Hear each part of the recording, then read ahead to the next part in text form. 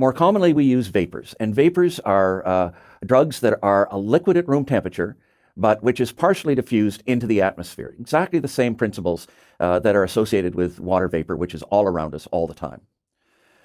Anesthetic vapors are calibrated to be released in a known concentration into the patient's circuit.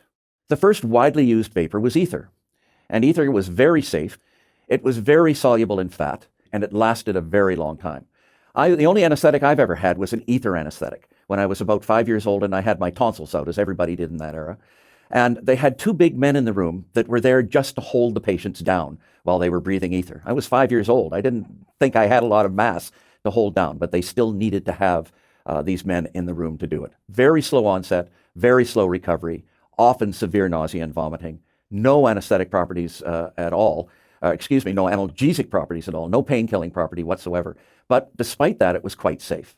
And it's still used in some developing countries. Modern vapors are designed to have much higher fat solubility and have much more rapid onset of action than ether, and also a much more rapid recovery and less hangover effect than ether used to cause. The most modern drugs, desflurane and sevoflurane, are the best in this respect. Those drugs that came after ether, such as halothane, methoxyflurane, enflurane, and isoflurane, have largely disappeared from practice, although isoflurane is still occasionally used. With methoxyflurane, it was possible to measure methoxyflurane in fat stores up to a year after an anesthetic had been given. With desflurane and sevoflurane, measuring for those drugs in fat stores, they're absent within 24 hours. So sevoflurane is a commonly used modern vapor anesthetic. It has a sweet smell, which is well tolerated by patients, so it can be used instead of intravenous induction drugs in patients with needle phobias or with very poor venous access. It's also very popular in pediatric anesthesia because children are not as terrified by a mask as they are by a needle. Even when used by inhalation, it has a rapid onset, and recovery is also quite quick, but not as fast as you'll see with desflurane. It has no analgesic properties whatsoever, and it can, like all vapors, cause nausea and vomiting.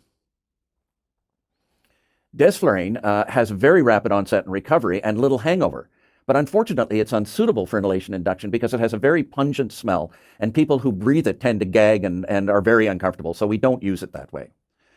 It's very fat insoluble. In fact, it basically is as fat insoluble as nitrous oxide. It's the closest thing to nitrous oxide in terms of its fat solubility of any of the vapors. Patients usually wake up clear-headed, but it can still cause nausea and vomiting, and again, it has no analgesic properties. So modern vapors, such as sevoflurane and desflurane, have rapid onset and rapid recovery and less hangover than older vapors.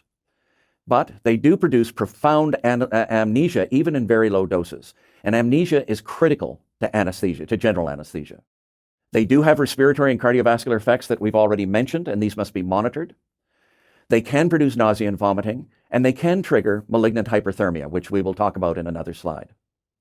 They have little or no analgesic effects, so all of these drugs require augmentation by analgesics.